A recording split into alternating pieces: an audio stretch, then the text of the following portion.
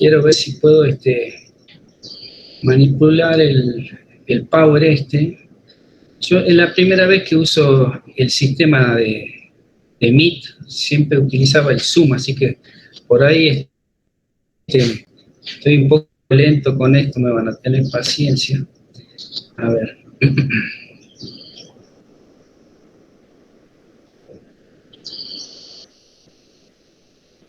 Bueno, yo les había subido el domingo el manual de Enrique Parada Torres, el manual de psicología y emergencia. Y yo sé que, bueno, es poquito tiempo, lo subía el domingo, así que no pretendo que ya hayan leído el capítulo 1, pero bueno, los que sí pudieron tener por lo menos un tiempito para por lo menos leer un poquito, mejor. Pero bueno, no vamos a exigir de que ya lo hayan leído. Sí, para la próxima semana, espero que se puedan hacer un tiempo para leer el capítulo 1, ¿sí? Ahora nos vamos a enfocar justamente en ese capítulo 1, para que, bueno, cuando ustedes vayan a hacer la lectura, les va a resultar, espero, más entendible, ¿sí? Quizás ustedes, algunos ya hayan estado hojeando un poquito lo que es el manual. Yo estuve trabajando sobre el armado del programa, ¿sí? Teniendo en cuenta las expectativas de ustedes sobre lo que estuvimos hablando la semana pasada, y también teniendo en cuenta el tiempo que tenemos hasta fin de año, ¿no? Porque es una materia cuatrimestral. Entonces, bueno, hay que ser coherente con la cantidad de material que se pretenda, que se pretenda estudiar, ¿no? En esta materia.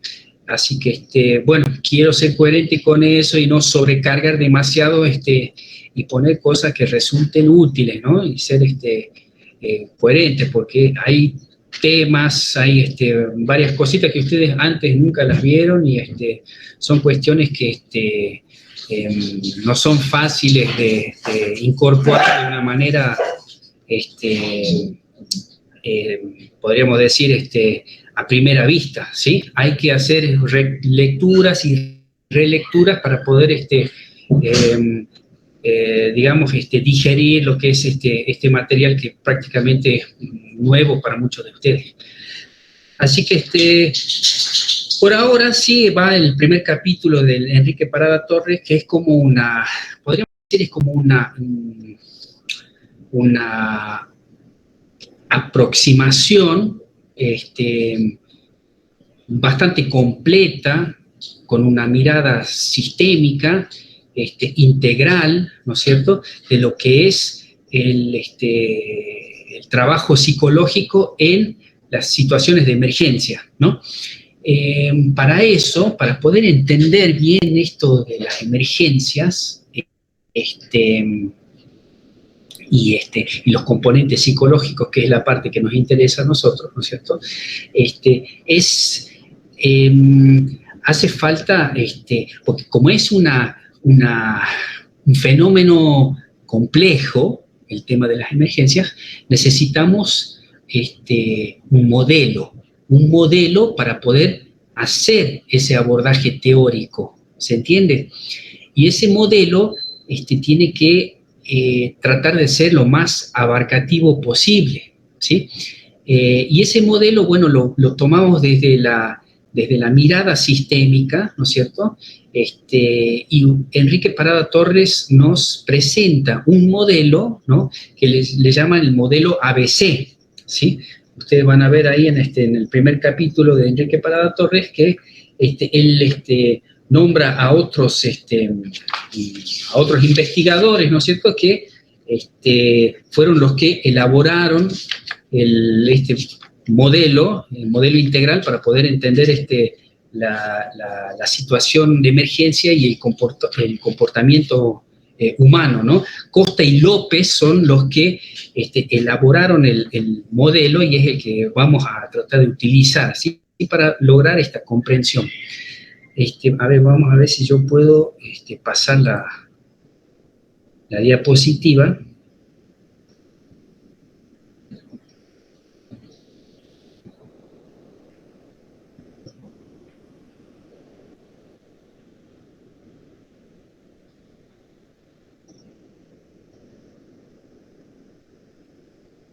Ustedes me van a decir si se ve que cambia la pantalla. A ver, un momentito.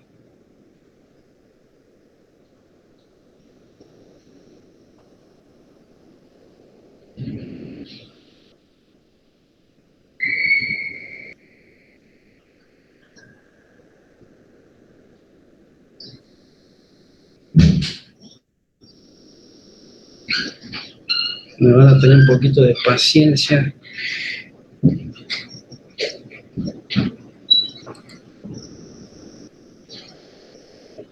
Estoy buscando en los controles cuál es el control que permite cambiar de diapositiva.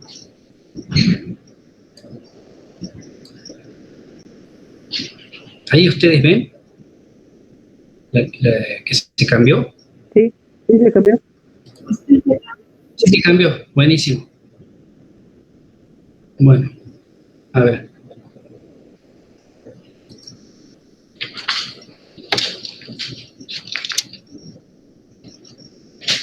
Bueno. Este modelo que yo les estaba explicando es un modelo que va a servir para entender lo que es el proceso básico del comportamiento. Del comportamiento no solamente de las personas afectadas en la situación de emergencia, sino también el comportamiento de los que están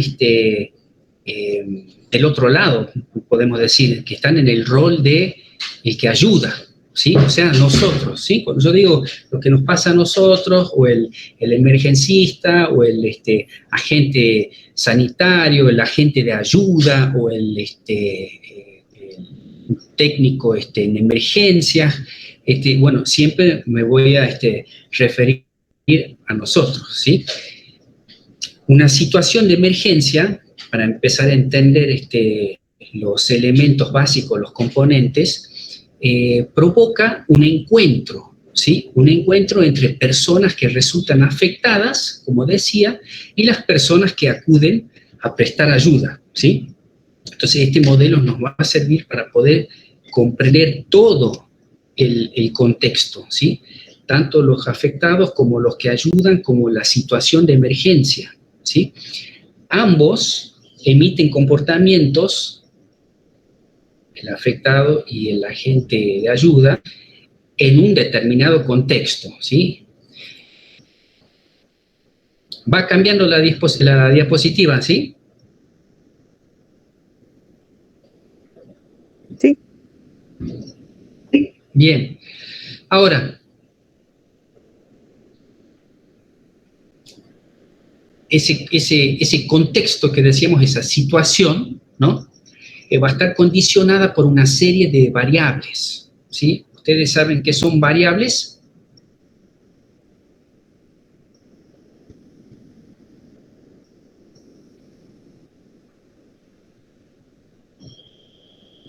¿Alguien me puede Buenas tardes, profe. dar una definición de lo que... ¿Sí? A ver. ¿Cómo le va? Yo creo que las variables ¿Qué son tal? Buenas tardes. los sucesos, los hechos que aparecen en la vida cotidiana de una misma acción o de varias acciones. Se van sacando las variables. Por ejemplo, en mi caso, de una misma actividad, puede haber muchas variables porque son muchas cantidades de alumnos que tengo. Entonces pueden ir cambiando esa misma variable para una misma actividad, para una misma acción. Perfecto, perfecto. Ya se empieza a entender un poquito la noción de variable. En nuestro caso es muy parecido. Vamos a tener en cuenta por variable que son todos los componentes que...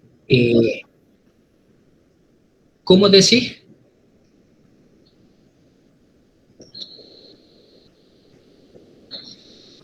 ¿Alguien dijo algo? Capaz que era el micrófono, estaba prendido. Bueno, no, profe, yo prendí el micrófono sin querer, perdón. Ah, perfecto, bueno, no hay problema. Los componentes de una situación X, ¿no es cierto? Nosotros de manera operativa tratamos de delimitar una porción de la realidad, ¿no es cierto?, con una línea imaginaria, ¿no es cierto?, y dentro de todo lo que atraviesa esos límites, ¿no es cierto?, operativos, abstractos que nosotros colocamos, ¿no es cierto?, en una porción de la realidad para poder estudiarla, ¿sí? Todo lo que lo atraviesa y los componentes son las variables, ¿sí? Variables hay infinitas, son muchísimas las variables, ¿sí? Pero podemos tratar de agrupar un poquito las variables como para ordenar esa porción de la realidad, ¿no es cierto? La porción de la realidad que nosotros estamos tratando de aislar es la situación de emergencia y el comportamiento humano, ¿no? O sea, el comportamiento humano en la situación de emergencia. Eso es lo que estamos tratando de estudiar, ¿no? Entonces, dentro de ese sistema, digamos, que vamos a utilizar para estudiar, ¿no es cierto?, porque sistema, ustedes saben que puede ser, cualquier cosa puede ser un sistema, ¿sí? Un sistema es una forma de mirar las cosas, una forma de aproximarnos a la realidad, ¿no? Entonces, en este caso, el sistema comportamiento humano en situación de emergencia está atravesado por varios componentes que vamos a llamar variables, y las vamos a agrupar, pueden ser como, por ejemplo, acá dice en la lista, la historia personal de cada implicado, ¿sí? Tanto del afectado como de la persona que ayuda. La historia personal de cada una de las personas se va a constituir entonces en una variable, ¿no?, dentro de lo que estamos tratando de estudiar. Después, por ejemplo, la experiencia previa en este tipo de situaciones, ¿sí?, ya sea del bombero, del policía, del agente sanitario, todos los agentes de ayuda, de emergencia, ¿no?, la experiencia previa que tengan en este tipo de situaciones también se va a constituir en una variable. ¿Se entiende? Ahora, por ejemplo, el rol adoptado en esa situación también es una variable, ¿sí? Ahora, otra cosa, como por ejemplo el estado orgánico de la persona afectada, también se va a constituir en una variable. Se dan cuenta cómo cada componente que está integrando, que está actuando en ese momento, en ese foco que hemos aislado para estudiar, que es el sistema comportamiento humano en situación de emergencia, ¿no?, está atravesado entonces por muchos componentes que son, las llamamos variables, ¿sí?, y que hay de distintos tipos, ¿sí?, y más o menos las tratamos de agrupar como las que estoy mencionando ahora. ¿Se entiende eso? Profe, cuando usted menciona la experiencia previa, o sea, ¿de Sí. quién habla? ¿Del afectado o del que va a rescatar? ¿O de los De dos? todos. Sí, ahora hice hincapié, por ejemplo, en los rescatistas, por ejemplo, ¿no?, o el agente emergencista o el agente de ayuda, ¿no es cierto?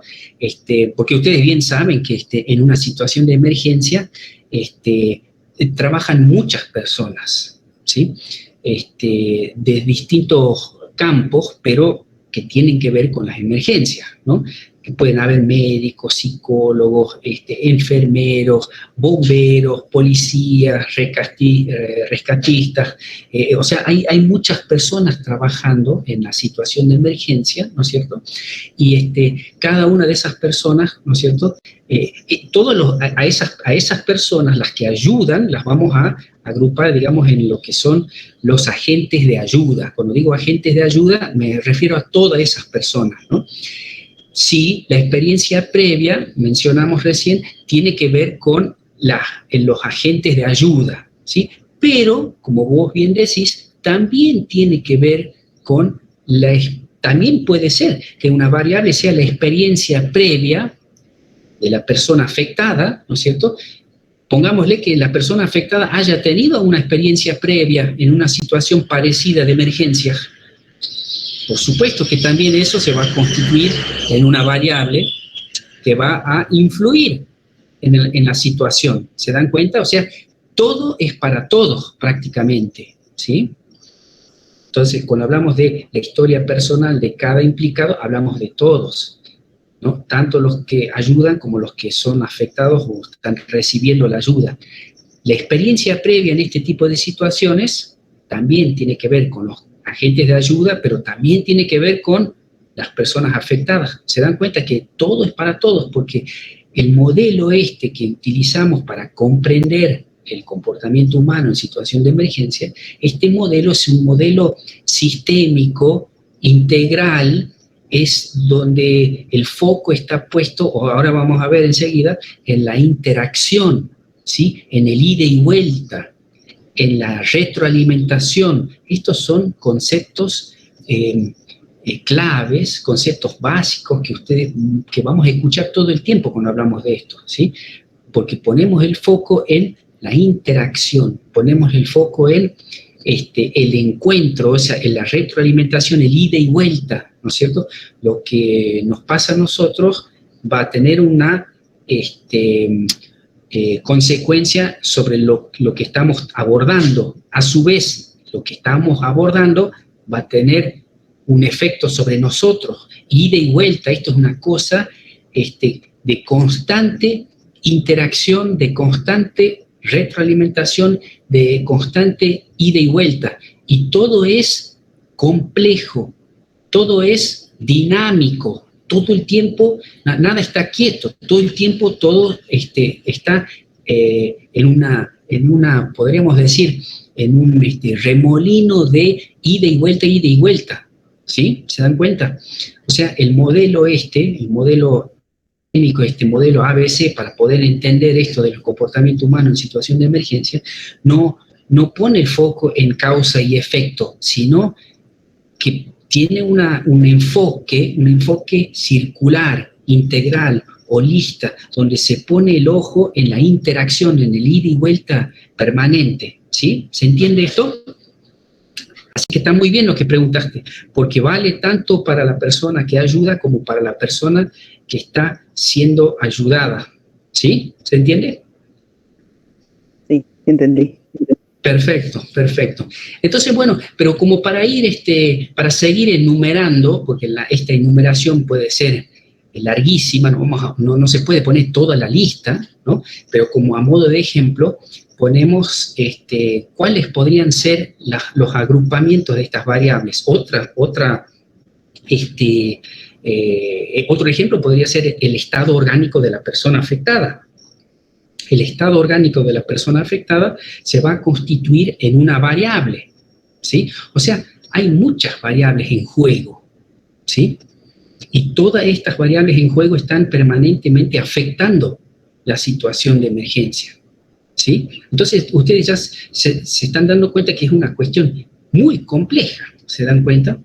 Y para una cuestión tan compleja, bueno, necesitamos un modelo que nos permita poder comprender la complejidad de la situación, ¿sí? O del fenómeno que queremos estudiar, ¿no?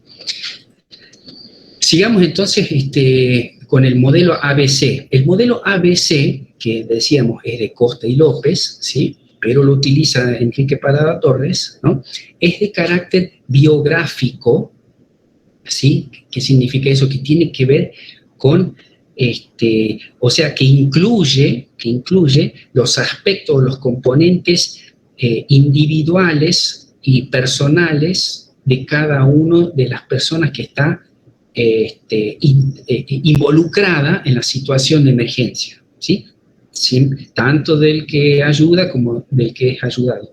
Entonces decimos que es de carácter biográfico, esa es una de las características. Otra característica es que es transaccional, ¿sí? Esto que estábamos mencionando, hay una transacción permanente, ¿sí? Un ida y vuelta permanente, ¿sí? De causa y efecto, ¿sí?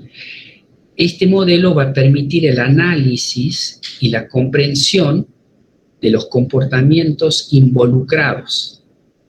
Ven que ahí dice, tanto de la persona involucrada y el nuestro, ¿sí? O digamos la persona afectada y el comportamiento del agente de ayuda, ¿sí?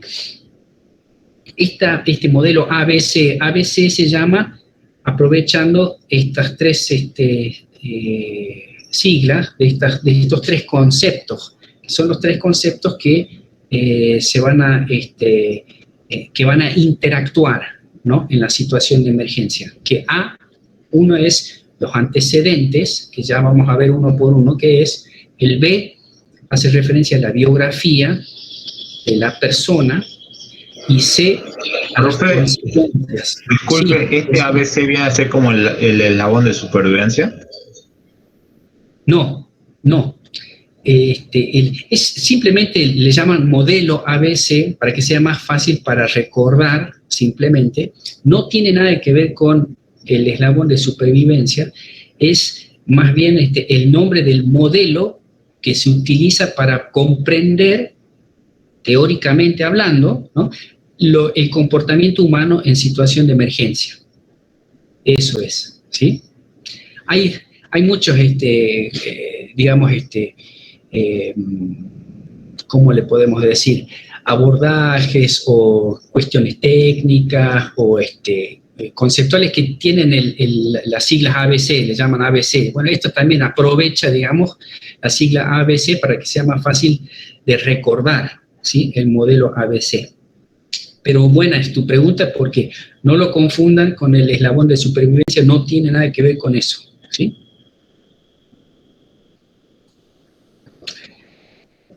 Veamos entonces, en el ABC vamos a ver el A y el C, antecedentes y consecuencias, ¿sí? Antecedentes y consecuencias podemos decir que constituyen dimensiones de contexto o de situación. Tienen que ver con el contexto y la situación. Mientras que el B, podríamos pintarlo de rojo al B, mientras que el B, de la biografía, ¿no?, es un componente propio de la persona. ¿Se entiende esto? El A y el C va a tener más que ver con el contexto y la situación, y el B va a tener más que ver con el componente propio de la persona, ¿sí? Tanto de la persona que ayuda como de la persona que es ayudada, ¿sí? Ahora, los tres componentes, el ABC, antecedente, consecuencia y biografía, ¿no?, constituyen componentes permeables, dice, ¿sí? ¿Ustedes saben qué significa permeable? Es como que se puede entrar, digamos. Claro, permite la entrada y la salida, ¿sí? Pensamos en algo poroso, ¿no?, permeable. Puede entrar de un lado, puede salir del otro lado, ¿sí?, que se permite atravesar, ¿sí? Entonces esto es un adjetivo como para recalcar la idea de que estos tres componentes, ¿sí?, antecedentes, biografía y consecuencia del modelo ABC, son componentes, no son rígidos, son permeables, que permiten una influencia recíproca, o sea, se están influenciando mutuamente, ¿sí?, y permanentemente, y de manera bidireccional, ¿sí?, en dos direcciones, bidireccional, ida y vuelta, ¿sí?, durante el desarrollo del episodio de emergencia, ¿sí? ¿Alguien me puede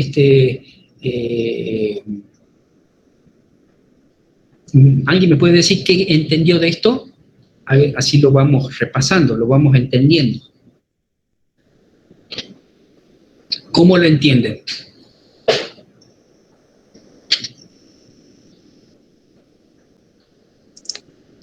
Profe. Sí. ¿Qué tal? Para mí sería una situación que me pasó 2 veces con alumnos, una hace en el 2018 y ahora, bueno, este año. Este alumno diferentes alumnos, son dos diferentes, pero ambos alumnos tenían el control el botón de diabetes, no me acuerdo bien cómo se llama, en el brazo. Y la primera vez que me pasó este suceso, yo le daba clase, entonces estaba más pendiente de la clase que de ella, para que no le pase nada, para estar atento a si se le bajaba el nivel de azúcar, para poder estar con ella en ese momento. Y este año, por ejemplo, la experiencia que tuve fue totalmente diferente, mucho más tranquilo, ya sabía qué es lo que tenía que hacer en el momento de si pasaba algo o no, la nena también se conocía, da la casualidad que en ese momento mi alumna tenía 9 años y hoy también esta nena también tiene 9 años. Y ya tienen el aparatito, el escáner, cómo manejar el escáner también. Entonces, creo que a eso se refiere usted, a un antecedente y una consecuencia que puede llegar a pasar y cómo actuar ante la situación. Sí, perfecto. Es un buen ejemplo. Y también es un buen ejemplo de cómo se está permanentemente interactuando, ¿no?, la parte de antecedente, de consecuencia y de biografía, ¿sí? Porque acá vos mencionás que tener una experiencia previa, de alguna manera eso condiciona tu manera de encarar la clase, ¿no es cierto?, con una experiencia previa, y eso de alguna manera constituye un condicionante para ver cómo estás dando la clase después. Me decís que más tranquilo, o sea, cambia, digamos, ¿no? Y esto es un ejemplo de cómo se influencian mutuamente estos tres componentes todo el tiempo, ¿sí? O sea, nada es rígido, todo el tiempo las cosas están en una interacción continua, digamos, ¿no?, afectándose mutuamente, ¿sí? Hay un ida y vuelta, es una permanente retroalimentación, ¿sí?, entre los componentes. Bueno, sigamos un poquito más adentrándonos en las definiciones de lo que sería antecedente, biografía y consecuencia. Decíamos que antecedente y consecuencia tienen que ver más con lo situacional, lo contextual, y biografía tiene que ver puntualmente con la persona, ¿sí? Lo que tiene que ver puntualmente con la persona. Antecedentes, por ejemplo, podemos decir, son aquellas circunstancias del contexto de la emergencia, ¿no?, que influyen sobre la persona para que se comporte de cierta manera, ¿sí? Eso vendría a ser antecedente. Biografía, decíamos que tiene que ver con la persona, por eso acá ponemos que trata del comportamiento propiamente dicho, ¿sí? Ese comportamiento propiamente dicho de la persona refleja 5 dimensiones o 5 niveles de respuesta, ¿sí? Estos 5 niveles de respuesta son complementarias, ¿sí? Se complementan, ¿sí? Y están también interrelacionadas. Acá todo está interrelacionado, así que se nos van a hartar de escuchar la palabra interrelacionado. Por ejemplo, en el punto de la biografía, del comportamiento propiamente dicho, de lo que tiene que ver con la persona en sí, los niveles de respuesta se dan en el percibir, en el pensar, en el sentir, en el actuar y también en la biología de la persona, ¿sí? Eso vendrían a ser las 5 dimensiones o los 5 niveles de respuesta de la persona, ¿sí?, que están interrelacionadas, son complementarias entre sí. Percibir, pensar, sentir, actuar y la biología de la persona, ¿sí? Ahora también está la historia de vivencias a lo largo de su existencia. Ese es otro punto, pero que también pertenece a la persona. Esto es la experiencia de vida, ¿sí?, de cada uno, que es tan particular, individual y propio y personal, ¿sí?, y íntimo, ¿no? La historia de vivencias a lo largo de toda su existencia. de la persona que está en la situación de emergencia, ¿no? Ya sea el que ayuda o el que recibe la ayuda, ¿no? Está ahí, pero está ahí con la mochila donde adentro está toda la historia de su vida, ¿sí?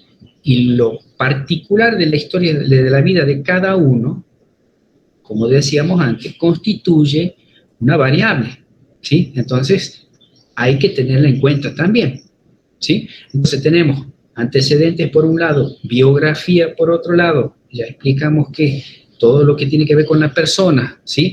Los niveles de respuesta, percibir, pensar, sentir, actuar y biología, más la historia personal, la historia de vivencia a lo largo de su existencia, ¿sí? Y después, por último, tenemos el C, que son las consecuencias, que son los resultados que el comportamiento provoca sobre el contexto, ¿sí? Fíjense, entonces este modelo también incluye las consecuencias, que son los resultados del comportamiento, ¿no? Los resultados que el comportamiento provoca sobre el contexto, ¿sí? Porque ¿qué pasa? El comportamiento va a provocar también cambios en el contexto, van a dejar una huella, dice, ¿sí? En el contexto. A su vez, esa huella, ese cambio en el contexto es ida y vuelta, ¿se dan cuenta? A su vez eso va a modificar, cambiar o dejar su huella sobre la biografía de la persona, ¿sí? Esa persona que está o se encuentra en ese momento en la situación de emergencia con toda su carga, su mochila de su experiencia de vida, toda su biografía, ¿no es cierto? Va a ser, va a provocar un cambio en el contexto, ¿no es cierto? Pero ese cambio en el contexto, a su vez, va a provocar un cambio en su biografía, de nuevo, ¿sí? Y ese cambio puede convertirse en un antecedente para una secuencia de comportamientos. Ya vamos a ver más clarito lo que significa eso, ¿sí? Pero se dan cuenta cómo es esto. Lo principal que tienen que tener en cuenta es que todo interactúa, todo afecta a todo, ¿sí? Y a su vez eso que es afectado vuelve a afectar a su vez lo primero, ¿sí? Y así continuamente se va desarrollando, digamos, ¿no es cierto?, un entramado de variables que interactúan permanentemente, que es una dinámica compleja, difícil de comprender, pero usando un buen modelo lo vamos a tratar de abordar, que es este modelo ABC. ¿Sí? ¿Vamos bien hasta acá, chicos? Sí. Bien, bien. Ven que esto es una cosa como bien abstracta, ¿no? Es bien también general y bien abarcativo, porque este modelo nos va a permitir comprender después cada una de las pequeñas cositas que suceden a nivel psicológico en la situación de emergencia, ¿sí? Y esta comprensión les va a servir a ustedes para cualquier situación de emergencia. ¿Se dan cuenta? Siendo agentes de ayuda, no importa de qué ámbito, ¿sí? El comprender, el tener una noción, un modelo teórico para poder comprender la situación de emergencia, les va a permitir saber cómo actuar a nivel psicológico, ¿sí? Bien, avancemos. Ahora, entonces, vamos, ¿se acuerdan, no? El título es El comportamiento humano en situación de emergencia, ¿sí? Ahora, el comportamiento humano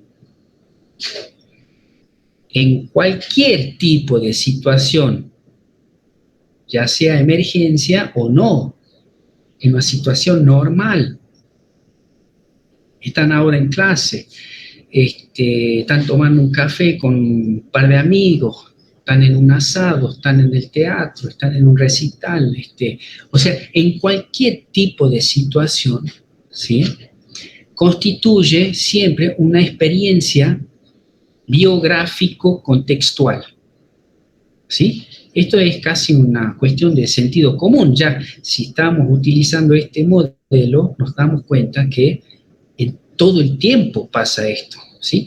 El comportamiento humano se lo tiene que entender de esta manera. El comportamiento humano en cualquier tipo de situación constituye una experiencia biográfico-contextual. ¿Se entiende eso? No es solamente una cuestión, como quizás muchos piensan o tienen una idea anticuada, ¿no?, de lo que es la psicología o la mente humana, que solamente se enfoca en qué pasa en el cerebro, en la cabeza, en la mente de la persona, ¿sí? No se puede pensar la conducta o el comportamiento humano desvinculado de lo contextual, ¿sí?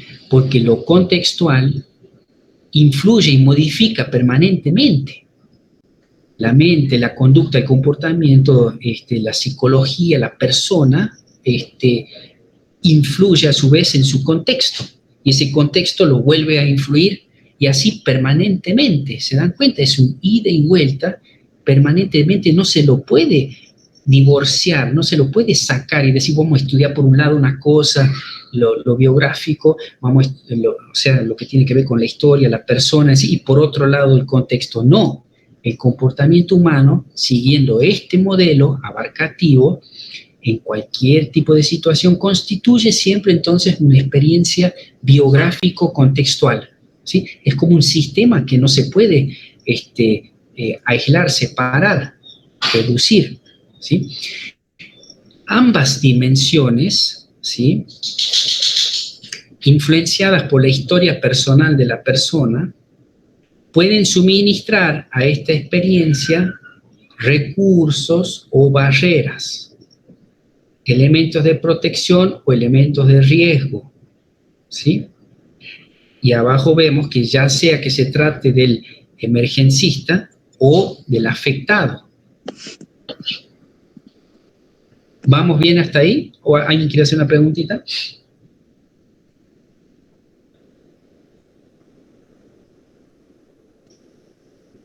No, profe, vamos bien. Perfecto. Avanzamos entonces. Ahora, las personas, ¿sí?, nosotros todos, tenemos nuestra biografía activada, ¿sí? No somos zombies. ¿Qué significa esto? Es decir, los niveles de respuesta que antes habíamos mencionado, ¿sí?, que conforman la biografía, ¿sí?, esto de percibir, pensar, sentir, actuar, más la biología de la persona, ¿sí?, están permanentemente listos para interactuar y listos para establecer transacciones con el contexto, ¿sí? Las personas reaccionan de una manera perceptivo, cognitivo, emotivo, biológico, conductual, ¿sí? Si tenemos en cuenta estos niveles de respuesta: percibir, pensar, sentir, actuar y la biología de la persona. Entonces quiere decir que somos un sistema, ¿no?, que podemos interactuar con el contexto permanentemente y establecer transacciones, ¿sí?, y que reaccionamos de una manera perceptivo, cognitivo, emotivo, biológico y conductual, ¿sí? Cognitivo tiene que ver con la parte de pensar, ¿sí? Y emotivo tiene que ver con la parte de sentir, ¿sí? Y todo eso podemos decir que está presente en el comportamiento de la persona, ¿sí?, en cómo está actuando la persona. ¿Se dan cuenta? Ahí está todo.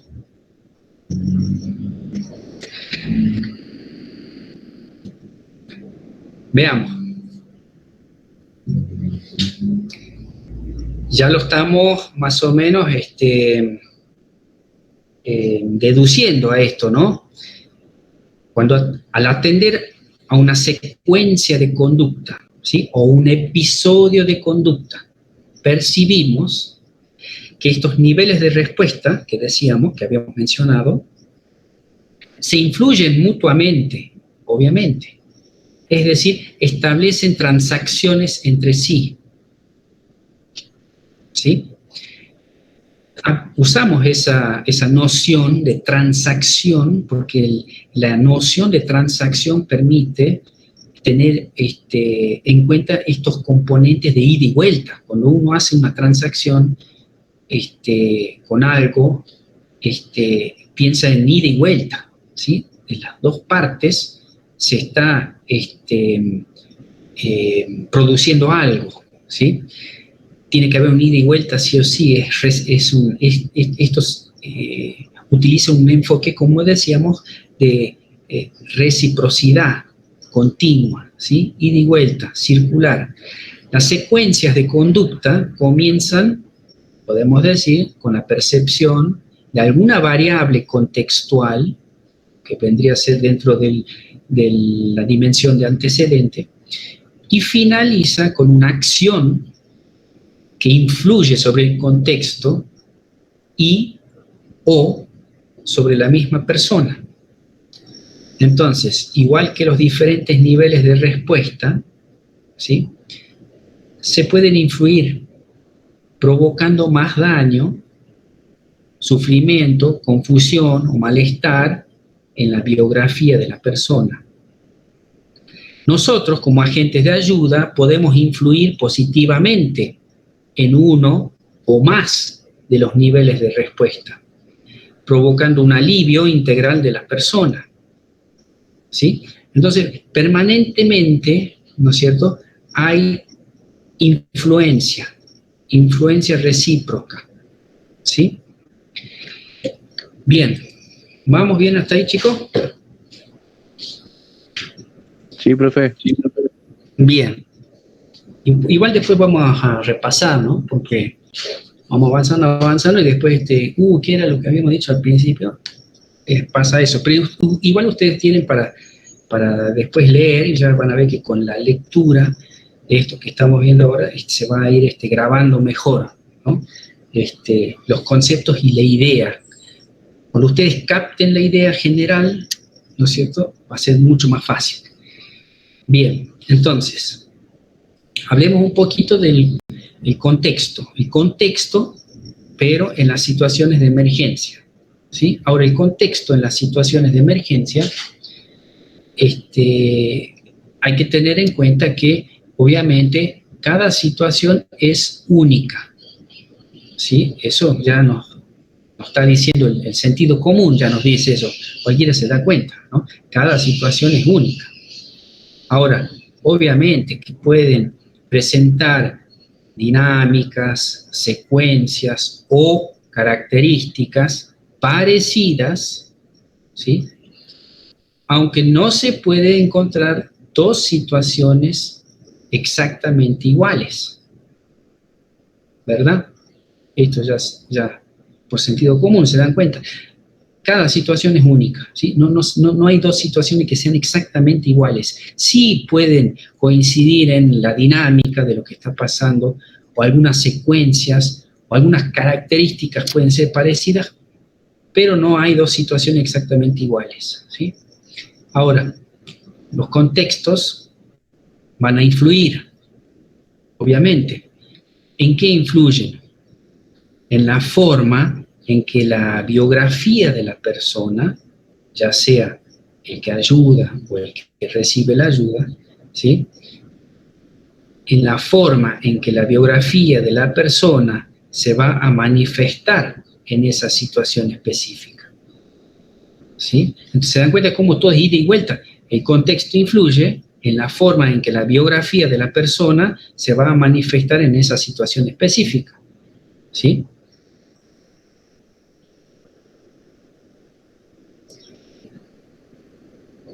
Ahora, estamos hablando de la parte del contexto, ¿sí?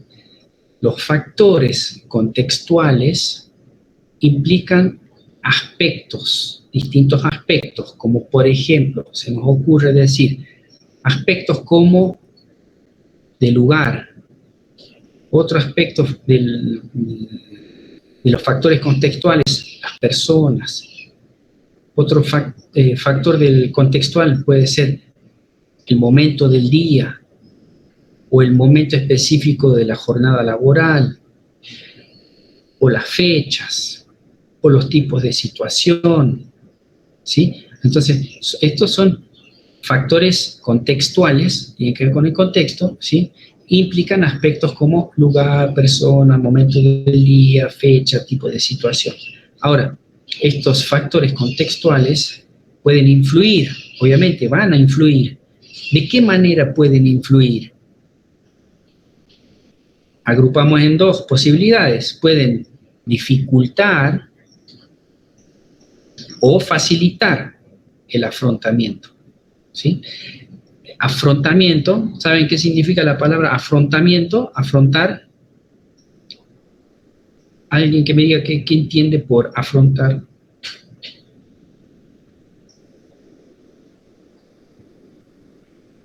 ¿Será como asumir el problema? Perfecto, sí señor. Es como lo va encarando, ¿no es cierto?, a la situación. Se supone que hay una situación dificultosa, porque estamos en una situación de emergencia, ¿no? Entonces, que requiere de que se active la capacidad de afrontamiento, tanto de la persona que ayuda como de la persona que es ayudada, ¿sí? Entonces, y los factores contextuales que pueden influir, obviamente influyen, pueden influir dificultando o facilitando el afrontamiento, ¿sí? Pueden constituirse en recursos o elementos de protección o también como barreras o elementos de riesgo, ¿sí? ¿Se dan cuenta? Entonces tenemos estas dos posibilidades, ¿sí? O lo hace más difícil o lo hace más fácil. Se constituye como un recurso que sirve, un elemento de protección o como una barrera, un elemento de riesgo, ¿sí? Ahora, la persona y el contexto de emergencia en interacción. Ya estuvimos mencionando esta idea, ¿sí? Vamos a repetir acá para que quede claro. Se considera a la persona y el contexto, decíamos, ¿no es cierto?, como un sistema interdependiente. ¿Se entiende esto? ¿Esto qué quiere decir? Que entre las partes de ese sistema integral, entre las partes, hay una relación recíproca, continua, ¿sí? Estamos todo el tiempo recalcando esto, que más que relaciones lineales de causa y efecto, o sea, A causa de B, no, acá no vamos con esa lógica. Acá vamos con una lógica de transacción. O sea, más que una relación lineal de causa y efecto, acá hablamos de transacción. Podemos hablar de una lógica circular, ida y vuelta, ¿sí? A afecta a B, que a su vez afecta a, que nuevamente afecta a B, pero ya ha cambiado porque fue previamente afectado por B, a su vez B vuelve a afectar a A, y así, esa es la idea, ¿sí? Esto es permanente, ¿sí? Entonces, de esa manera lo vamos a ver, lo vamos a estudiar, ¿sí? Entonces, volvemos a repetir para que quede claro, se considera la persona y el contexto como un sistema interdependiente. No se puede estudiar una cosa por un lado y otra cosa por otro lado. Se lo tiene que entender como interactuando permanentemente, ¿sí? Entre las partes de ese sistema integral hay una relación recíproca continua, ¿sí? Y hablamos de transacciones, ¿sí? Esa palabrita transacciones la vamos a pintar, ¿sí? Porque vamos a usar mucho. Y es una idea, ya ese concepto podemos decir que denota ya una filosofía, un modelo, ¿sí? Para entender el comportamiento humano en situación de emergencia, ¿sí? La actividad de cualquiera de las partes ¿sí?, influyen en las otras partes. Estamos diciendo todo el tiempo, ¿sí? Se constituye en unidad de análisis, ¿sí? La interacción, vamos a pintar, la interacción persona-contexto, ¿sí? Es como que lo tomamos como una sola cosa, como un uno, como una cosa integral, algo holista, ¿no? Es una palabra que se utiliza para referirnos a una unidad de análisis que está integrada por varios componentes que interactúan permanentemente, ¿sí? Y que no se puede entender uno aislado de lo otro. Se tiene que entender en interacción. Y por eso usamos este modelo ABC que nos permite eso, ¿sí? Entonces, se constituye en unidad de análisis la interacción persona-contexto, ¿sí? Y también, obviamente, a las contingencias que en esta interacción resulten significativas, ¿sí? Estas contingencias, ¿sí?, podemos decir que van a ser como emergentes, algo que es fruto propio de la interacción persona-contexto, ¿sí? Lo que nace de ahí son las contingencias, ¿no es cierto? Y algunas van a resultar significativas, ¿no? Porque van a tener el poder de influir en esa misma interacción, ¿sí? Entonces, la unidad de análisis sería la interacción persona-contexto y las contingencias que en esta interacción resulten significativas, ¿sí? ¿Vamos hasta ahí, chicos? Alguien que me diga si esto se torna complejo, si es difícil de entender, hay que repasar algo, explicar algo.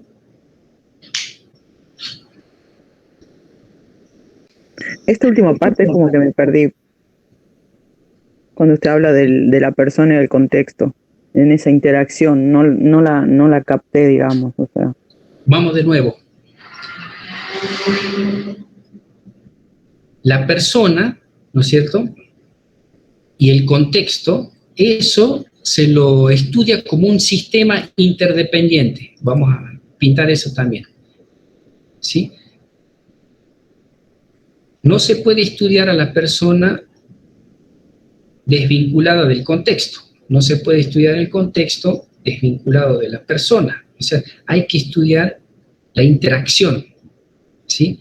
A esto lo vamos a llamar, a la persona y el contexto lo vamos a tomar como una sola cosa y lo vamos a llamar sistema interdependiente, ¿sí? Porque sabemos que entre las partes existe una relación recíproca, continua, ¿sí?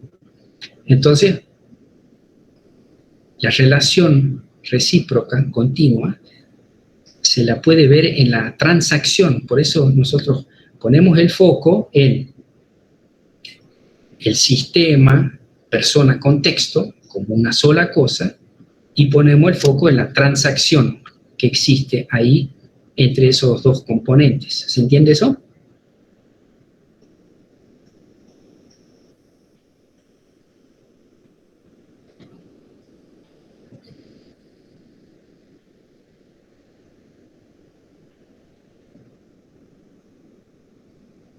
Ahora vamos a ir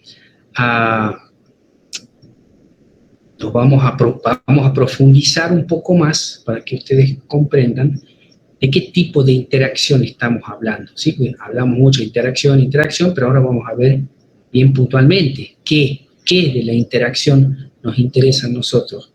Interacción, obviamente, entre persona y contexto, ¿sí? Vamos a ver cómo funciona esto. La influencia funcional que podemos establecer, ¿sí? Porque podemos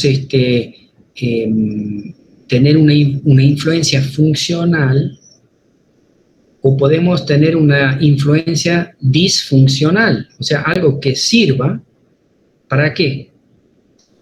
Estamos siempre apuntando al afrontamiento, ¿sí?, de la situación de emergencia. Entonces, podemos tener una influencia funcional, una influencia positiva, una influencia que sirva a los fines del afrontamiento, ¿no? Entonces, dice que la influencia funcional que podemos establecer pasa entonces por trabajar en la interacción o la transacción. ¿Entre qué? Entre nuestra biografía y el contexto. ¿Sí? Pasa por ser capaces de discriminar la vivencia, o sea, la manifestación biográfica, eso propio de nosotros, de la persona, ¿sí? De la persona que está ahí necesitando ayuda, o la nuestra, ¿no es cierto?, que siempre hablamos de los dos, en esta situación o contexto específico, ¿sí? Por eso está pintado interacción y está pintado transacción. Ahí es donde vamos a poner el foco, ¿sí? Porque es en la transacción en la que nuestra intervención de emergencia va a cobrar sentido, ahí en la transacción. Por eso vamos a estudiar la transacción, ¿sí? En este ida y vuelta entre persona, contexto, ¿sí? Bueno, igual vamos a repasar, ya van a ver que esto va a ir aclarándose. Vamos machacando y repitiendo muchos conceptos, ustedes ven, como para que se fundan bien estos pilares, ¿sí? Que son los pilares que necesitamos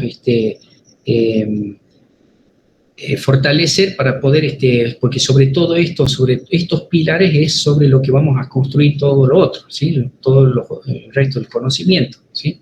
Pero estos son como los conceptos básicos y fundamentales, ¿sí?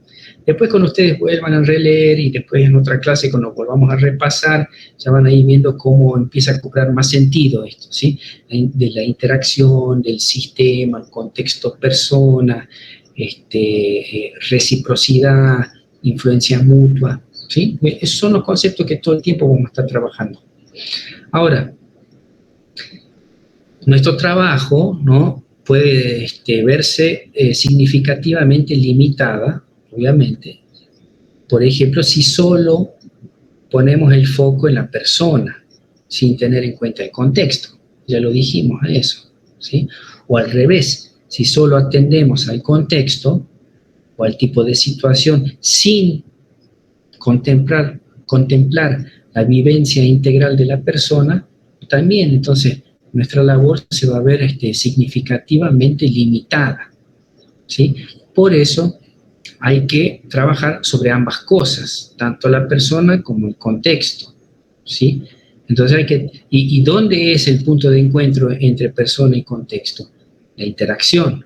Entonces ponemos el foco ahí en la interacción, ¿sí? Eso nos va a garantizar de alguna manera que no estamos solamente atendiendo a la persona, o no estamos por otro lado solamente atendiendo al contexto.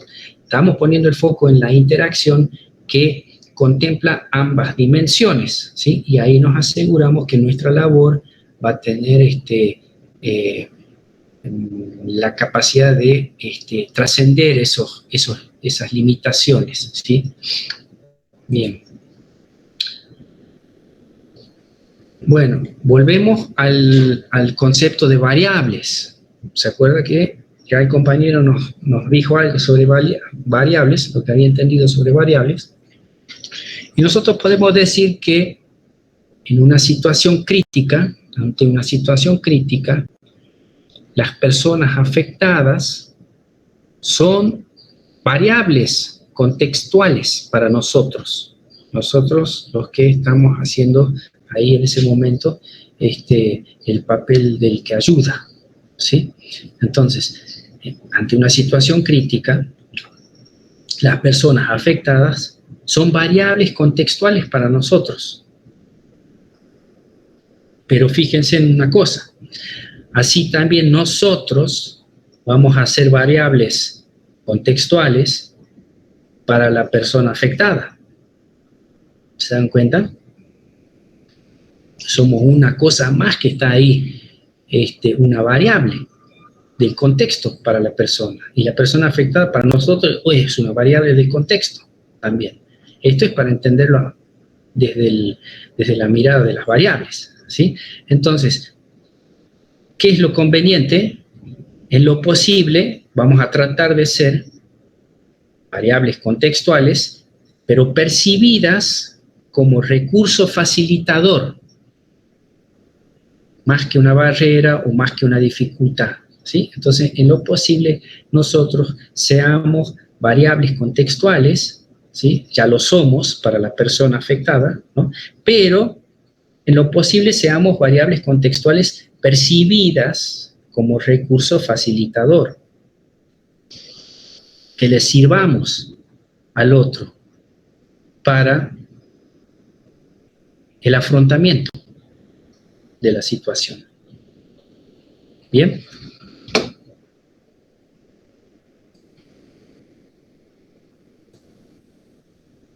Bueno, ¿cómo vamos hasta ahí con este tema? ¿Cómo lo están sintiendo? ¿Que es complejo, que es difícil de entender o se puede?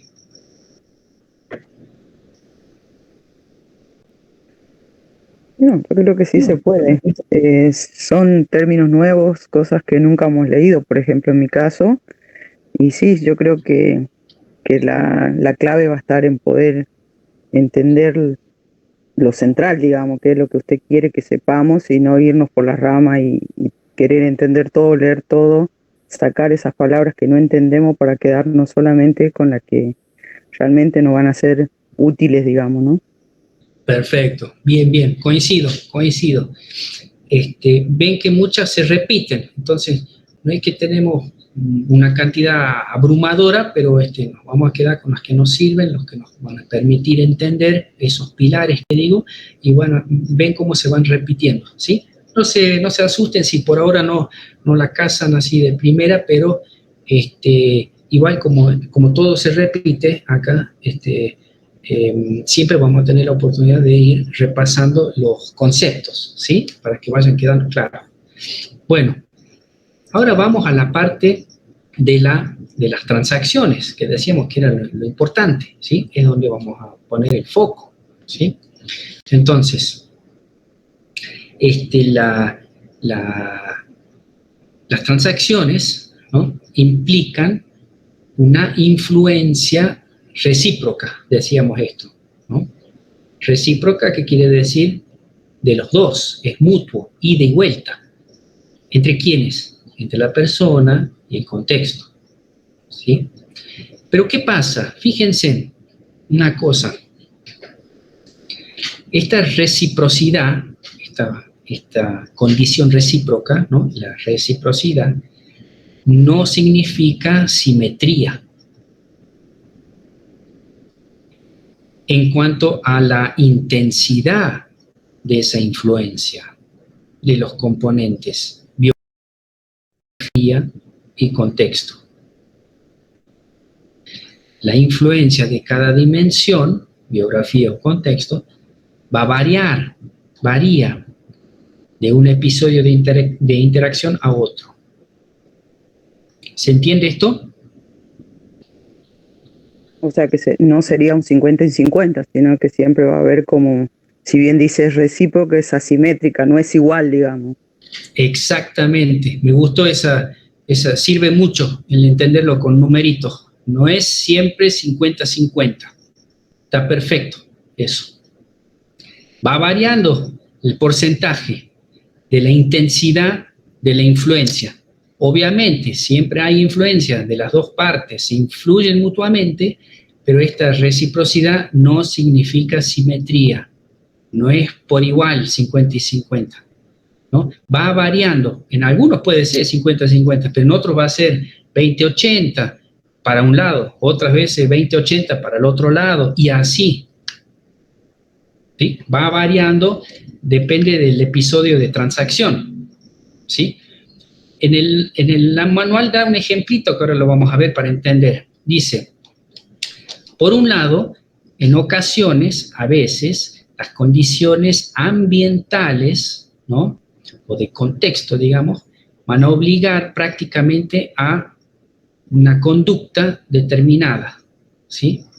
Estas condiciones contextuales, ambientales, entonces se convierten en determinantes principales, ¿sí? O sea que acá va a haber una asimetría, digamos 70-30, pero 70 para el lado del ambiental, contextual, ¿sí? Y ahí dan un ejemplo, ahí el manual dice, por ejemplo, escuchemos este ejemplo de que tiene que ver con una asimetría donde hay un casi 70% de intensidad de la influencia contextual o ambiental. Dice, una persona amenaza con arrojarse al vacío desde su balcón, ¿sí? De un cuarto piso, por ejemplo. Vamos a ver ese escenario. Entonces, repentinamente, esa persona entra en su domicilio para volver a salir con diversos objetos en la mano, ¿sí? Qué sé yo, libros, tazas, lo que sea, y empieza a tirar esas cosas del balcón, ¿sí? Contra la gente que está observando, ¿sí? Desde la calle. Entonces, nosotros estamos ahí también, por ejemplo, en ese momento, y ¿qué pasa?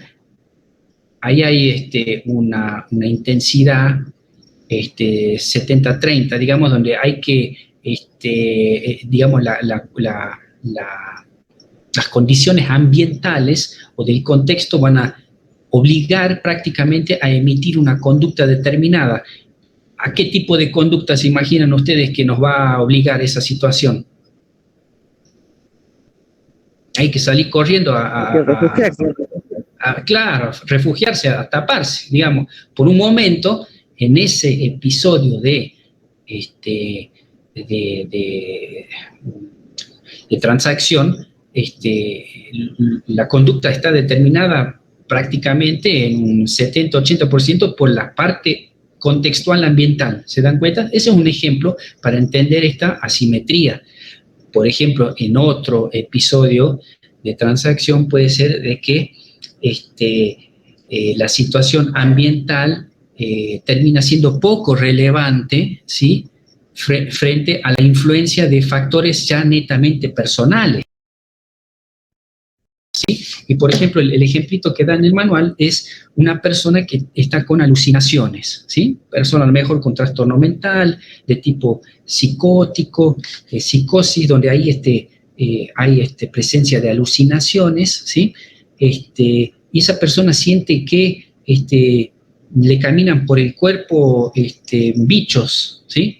Y se empieza a sacar la ropa de manera así desesperada, a los manotazos, sale a la calle prácticamente desnudo, sacudiéndose el pelo, la cabeza, ¿sí? La gente en la calle ahí sorprendida, mirándolo, digamos, ¿no? Y bueno, tratando de apartarse un poco del paso, pero se dan cuenta ahí la influencia del factor personal, ¿no es cierto?, está determinado por las alucinaciones propias internas de esa persona y está, digamos, podríamos decir, determinado en un prácticamente 70-80 también de influencia del factor personal, en ese caso, como ejemplo, ¿no es cierto?, para que se entienda un poquito esto de la asimetría. ¿Sí? Entonces volvemos, decimos que las transacciones implican influencia recíproca, muy bien, entre persona y contexto, muy bien, pero esa reciprocidad no significa simetría. Como bien dice la compañera, no es 50 y 50, va variando, ¿sí? La intensidad de la influencia de los componentes, biografía o contexto, van variando.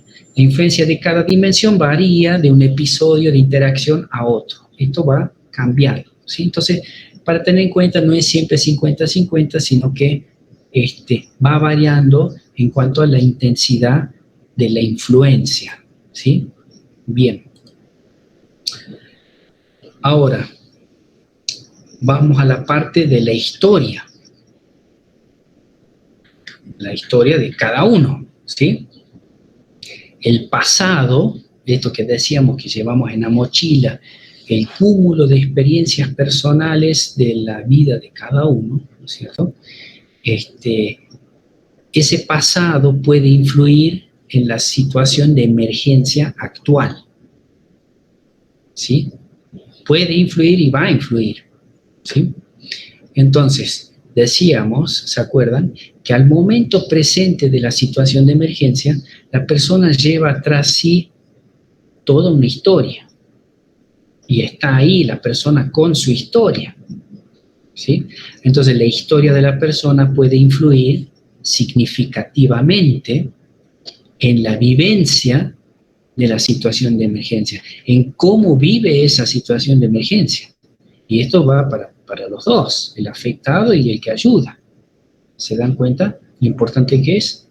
Por lo común, las personas que asistimos, ¿no? Nosotros como prestadores de ayuda, ¿sí? Como agentes de ayuda, por lo común a las personas que nosotros ayudamos o asistimos, ¿no? No las conocemos, son anónimas, capaz que prácticamente casi siempre la primera vez que las vemos, ¿no? Son anónimas para nosotros. Entonces, nosotros difícilmente nos podemos apoyar en la historia personal de cada una de las personas, ¿sí? Pero la tienen, la llevan consigo, está ahí presente también y está condicionando de alguna manera cómo están afrontando, ¿sí? La situación, ¿sí? Algunos profesionales, ¿no?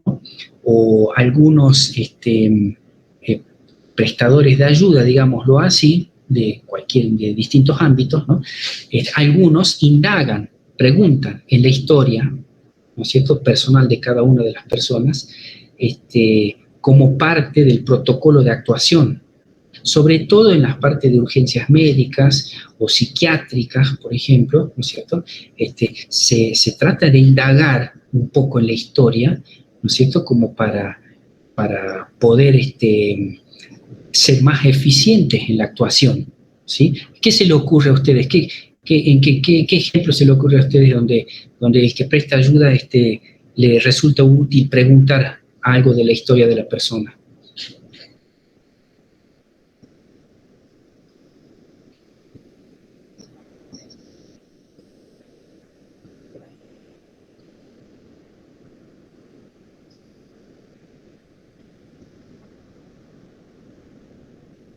Sería como un antecedente, digamos. Si por ahí esa persona que atendemos, como decía Diego hace rato, de esas personas, de esos niños que tienen problemas de glucemia, puede que este paciente haya tenido ya un historial de infartos, digamos. O sea, se me ocurre. No sé si eso es a lo que usted quiere llegar. Sí, está perfecto, porque ahí la parte de la historia que les interesa a ustedes saber para ser más eficientes en la actuación es la parte de la historia médica o historia clínica o historia de enfermedad, ¿verdad? De esa persona puntualmente, ¿sí?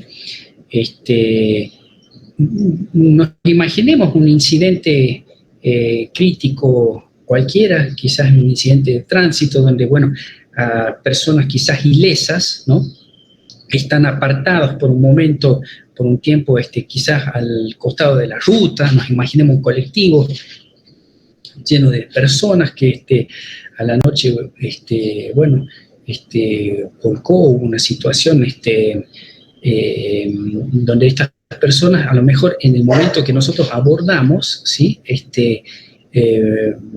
vemos quizás a alguien con tendencia a sufrir convulsiones, ¿no es cierto? Pero resulta que nosotros necesitamos en ese momento saber más, preguntamos sobre la parte de la historia de la persona, ¿sí? En este caso, antecedentes médicos, ¿sí? Preguntamos a lo mejor si es compulsivo habitual, si tiene consigo su medicación, que quién le da la medicación, ese tipo de cosas. Se dan cuenta que nos puede resultar útiles. ¿Qué situación se imaginan ustedes en la cual les puede resultar útil preguntar?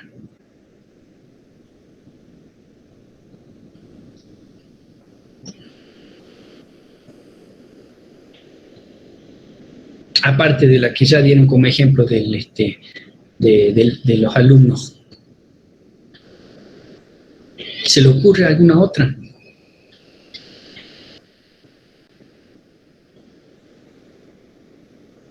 profe, puede ser si es alérgico a algún medicamento o algo. Totalmente, sí, por supuesto, sí. A la hora de actuar, de abordar la situación de emergencia o la persona en situación de emergencia, ¿no es cierto? Muchas veces nos vamos a sentir inclinados a tener que preguntar, porque eso nos va a permitir a nosotros actuar, ¿no es cierto?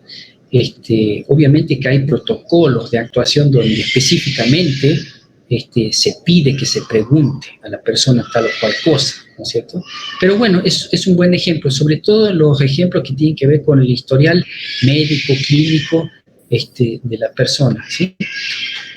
Bueno, a ver.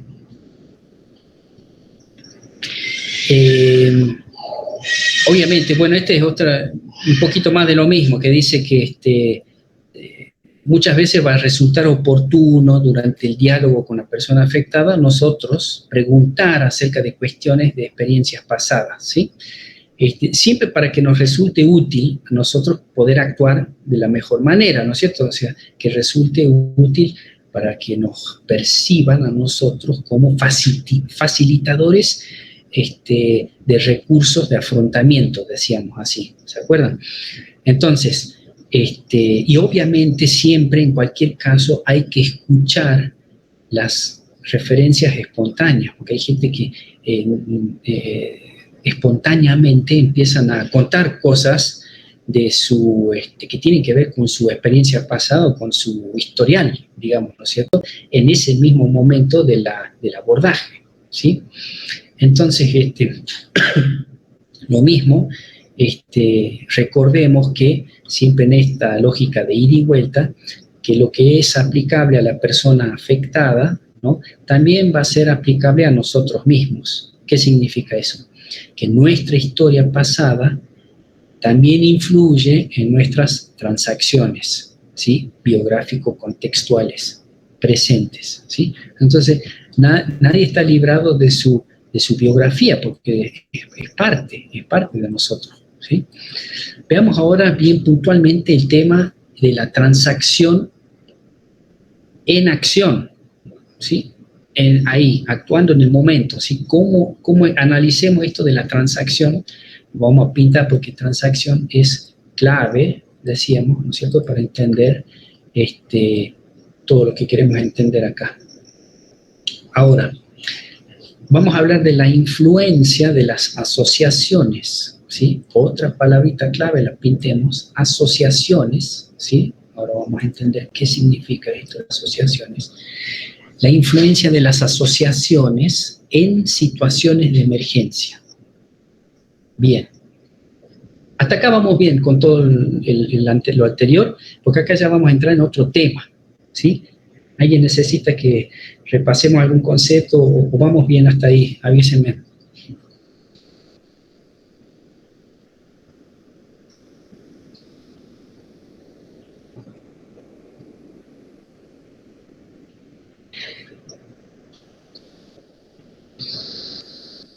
Por ahora bien, profe. Por ahora bien. Bueno, perfecto. Bueno, entonces, vamos a este temita, vamos a tratar de entender este temita, y si entendemos este temita, podemos decir que cumplimos con el objetivo de la clase de hoy, ¿sí? Porque ya veo que es bastante, así que para que no queden tan abrumados, ¿no es cierto?, todos los conceptos son prácticamente nuevos, vamos a ir tratando de comprender bien esta parte, ¿sí? Bueno, entonces decíamos que vamos a enfocarnos en la transacción, ¿sí? Y en la influencia de las asociaciones. ¿Qué es esto? Asociaciones. Vamos a ver.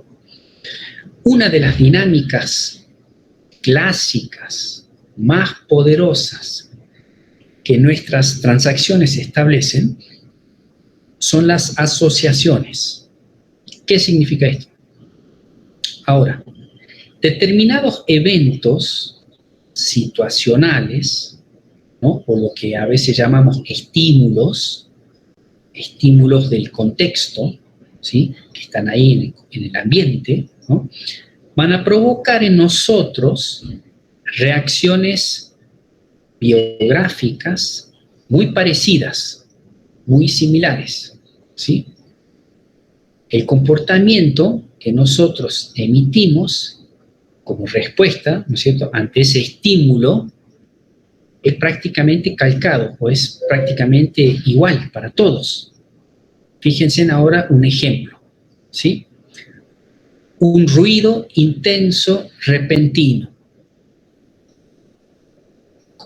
¿Cómo les parece a ustedes que sería el comportamiento que vamos a emitir ante un estímulo de este tipo? Ruido intenso, repentino. Puede ser una explosión, un ruidazo intenso y repentino de golpe. ¿Cómo le parece que una persona reaccionaría a este tipo de estímulo? Asombro. Sí. ¿Qué otra cosa? Asombro. Miedo. Miedo, por supuesto. Otra cosa. Alerta. Sobresalto, ¿no? Sí, perfecto. Sobresalto, alerta, miedo, asombro, todo eso. Veamos entonces.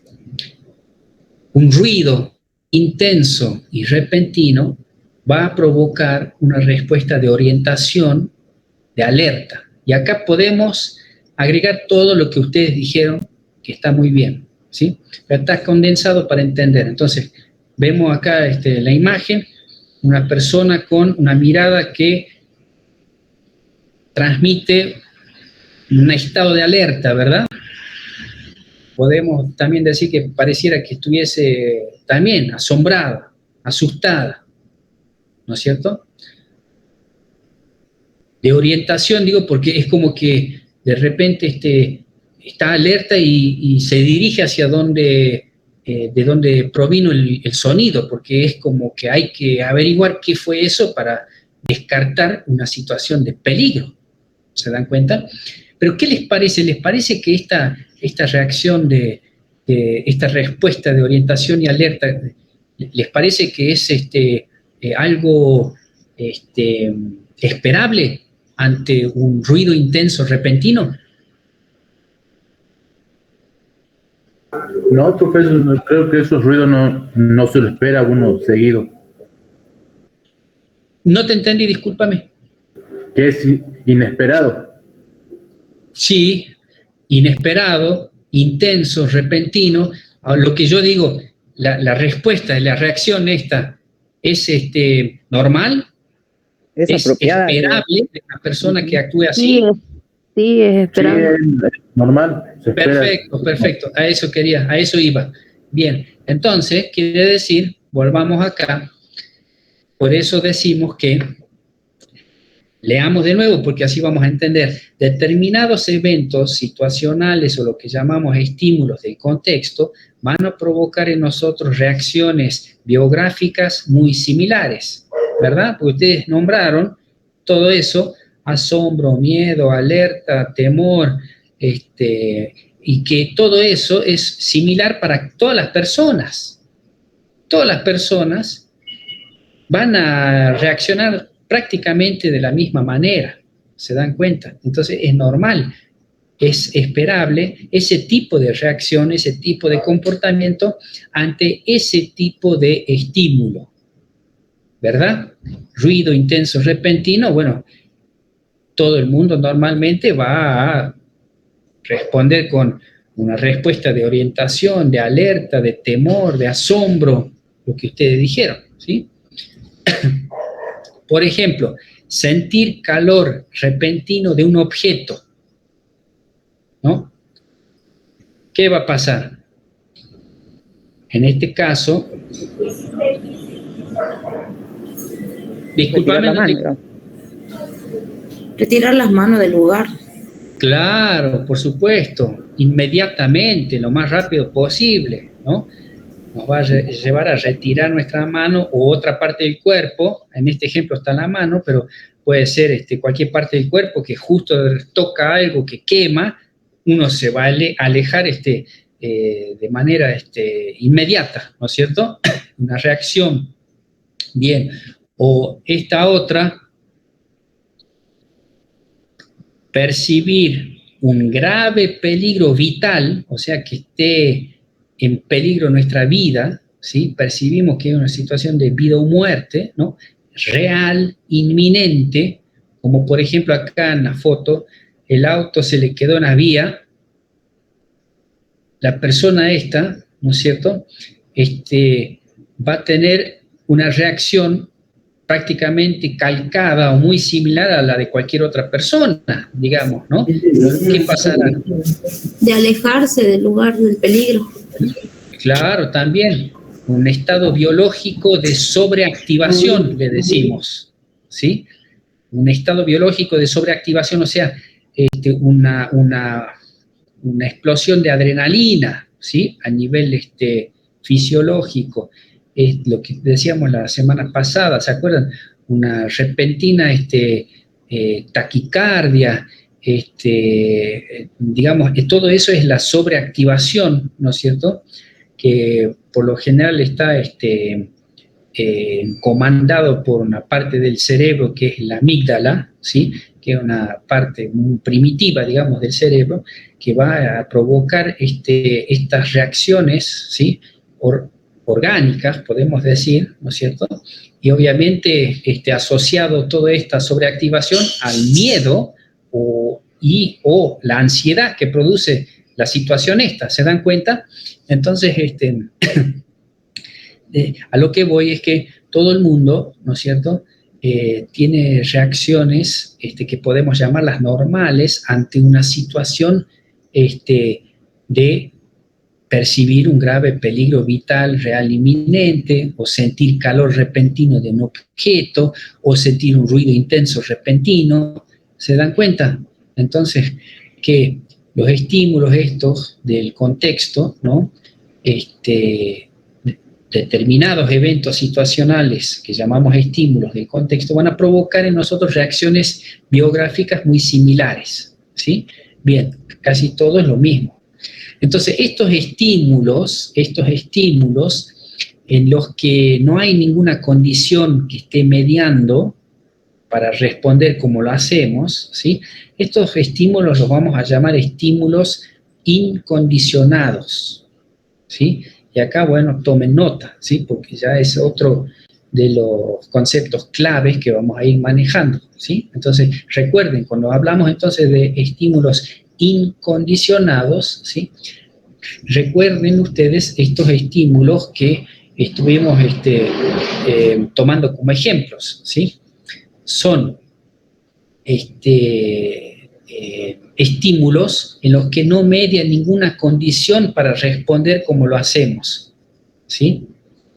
Se llaman estímulos incondicionados. Ahora, estas respuestas que nosotros tuvimos repasando en los ejemplos, estas reacciones, estas respuestas biográficas, les decimos, ¿no?, que emitimos ante los estímulos incondicionados, ya le pusimos ese nombre, ¿no?, son respuestas incondicionadas, ¿sí? Entonces, ante estímulos incondicionados, respuestas incondicionadas, ¿sí? ¿Se entiende hasta ahí?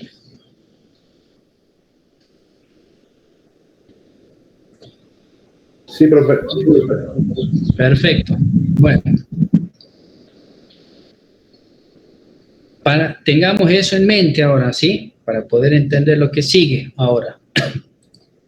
Ahora, por otra parte, hay lo que se llama estímulos neutros. Es decir, para referirnos a aquellos estímulos que por sí mismos no son condición suficiente para generar reacciones concretas y comunes. O sea, no van a generar respuestas incondicionadas. Ustedes tienen que mantener siempre en mente el ejemplo de estímulos incondicionados, como eran los ejemplos, ¿sí? Eso sí, van a generar reacciones concretas y comunes, ¿sí? Son reacciones que son esperables, son normales. Sabemos que una persona va a reaccionar de esa forma más o menos, ¿no? Entonces, como ya sabemos que va a reaccionar de manera común y concreta, esas son las respuestas incondicionadas, ¿sí? Entonces, estímulos incondicionados, respuestas incondicionadas, ¿sí? Pero acá hay otros estímulos, pero que por sí mismos no tienen una condición suficiente para generarnos reacciones concretas y comunes, ¿sí? Y estos estímulos son los que llamamos estímulos neutros, ¿sí? Por ejemplo, cualquier cosa, ¿sí? Ver un árbol, apreciar un paisaje,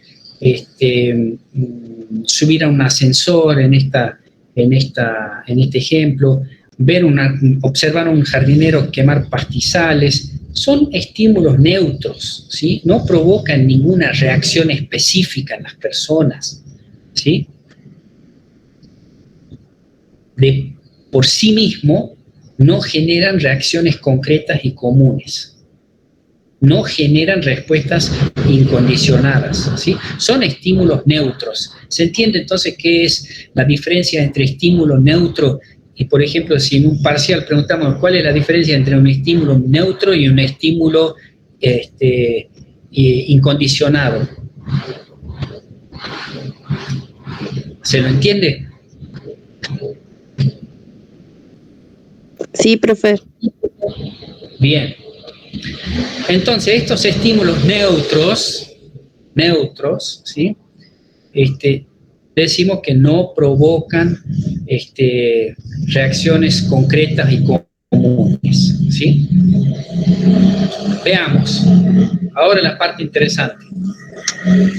Hay personas que, sin embargo, sí pueden tener reacciones emocionales, ¿sí? Reacciones emocionales que nos hagan pensar, nos dejan pensando, ¿no? Que estos estímulos no los están viviendo como estímulos neutros. Por ejemplo, una persona que está muy tensa, con mucho temor adentro de un ascensor, entonces esa persona no está viviendo ese estímulo como neutro, ¿verdad? Vamos a repasar este ejemplo, fíjense. La chica esta, Raquel, ¿sí? Ella quedó atrapada en un ascensor después de una falla mecánica, ¿sí? Estuvo mucho tiempo en el ascensor y esto le provocó un estado de ansiedad muy intenso. Empezó a hiperventilar, ¿sí? Cuando respiran rápido, descontroladamente, ¿sí? Ella pensó que se iba a morir asfixiada, ¿sí? Fue necesario, después de muchas horas de estar atrapada en el ascensor, que fuese rescatada por un cuerpo de bomberos, ¿sí? Y la encontraron a ella en un estado de pánico, ¿sí? En el ascensor. ¿Y ahora qué pasa con Raquel? Ella evita usar ascensores, ¿sí? Entonces, ¿qué pasa? Raquel, en este ejemplo, no vive el estímulo ascensor como un estímulo neutro, no. Cuando para todo el resto del mundo sí es un estímulo neutro, ¿no es cierto? No provoca ninguna emoción específica, ninguna reacción común, como puede ser un intenso ruido repentino. ¿Se entiende esto? Sí. Bien, vamos a otro ejemplito. Alfonso. Alfonso, ¿qué le pasó?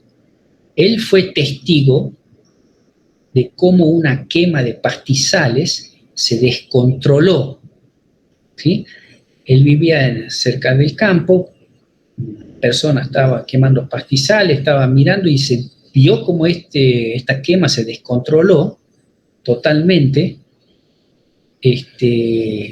Bueno, los vientos empezaron a levantar las llamas y le causó un incendio en su propiedad.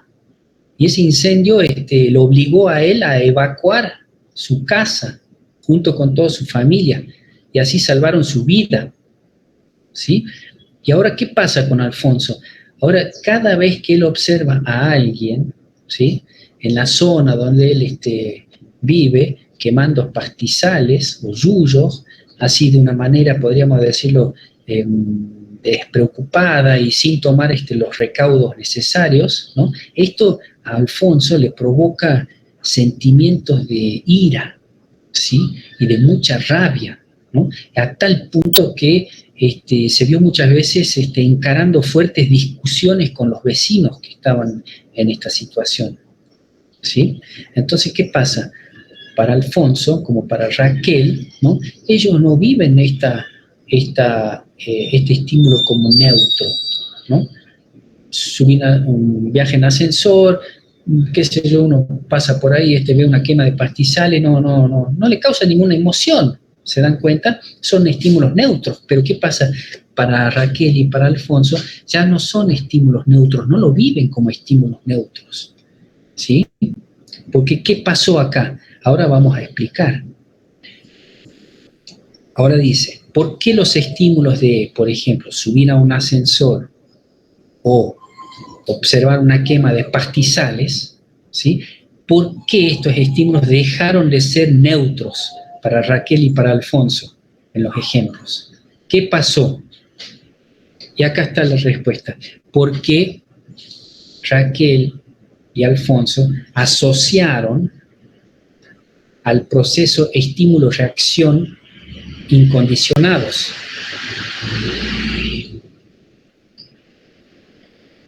Recuerden ustedes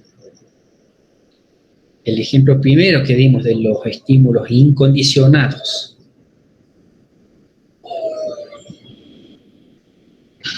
Ellos asociaron al proceso estímulo-reacción incondicionados.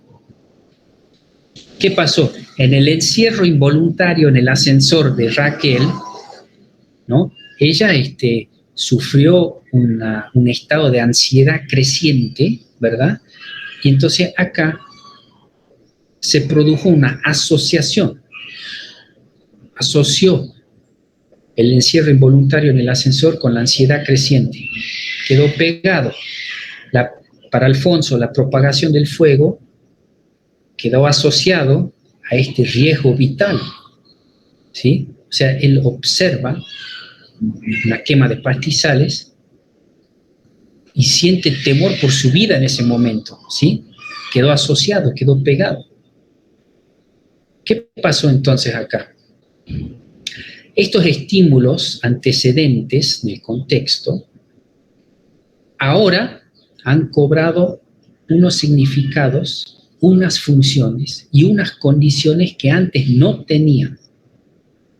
Para Raquel y Alfonso, lo que antes eran estímulos neutros, ahora son estímulos condicionados, ¿sí? Esto se transformó. Entonces, ¿qué pasó? Al haber asociado estas condiciones neutras, ¿sí?, a un estado de ansiedad, a un estado de dolor, de miedo, etc., su presencia ahora de ese mismo estímulo va a tender a provocar estas mismas respuestas. Estas mismas respuestas que no son comunes a toda la gente, les pasa a ellos nomás, ¿sí? Entonces, estas respuestas las llamamos condicionadas. ¿Entendieron, chicos, hasta acá?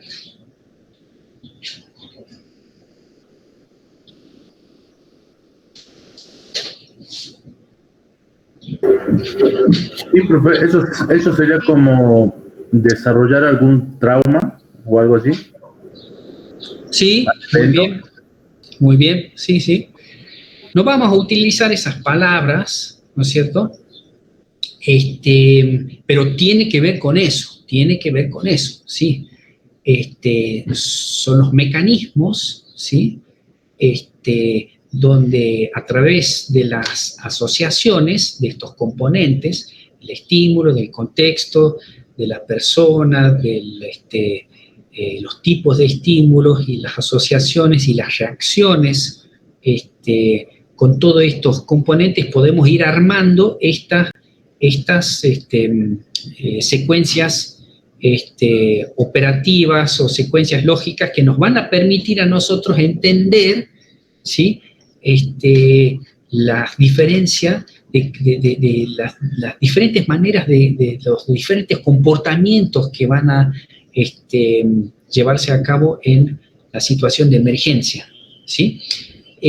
Pero fíjense en ustedes, ahora estamos dando un ejemplo donde podríamos decir que con esto del ascensor, ¿no es cierto?, y esto de la quema de pastizales, bueno, ya son como ejemplos que vienen, que tienen mucho que ver con lo que nosotros hacemos o en el ámbito en el que estamos metidos, ¿no es cierto?, en el tema de las emergencias, ¿verdad? Pero fíjense en estos mecanismos, ¿sí?, que aparte de intervenir en lo que es la generación de trauma, por ejemplo, como vos bien mencionás, ¿no es cierto?, pero esto quiero que ustedes entiendan, están operando todo el tiempo,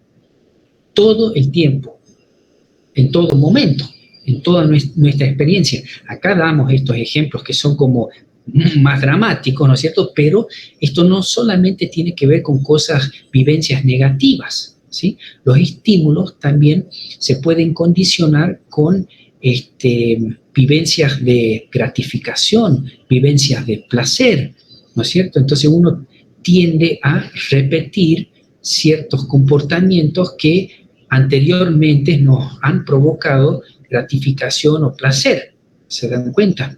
Entonces, continuamente, todo el tiempo estamos usando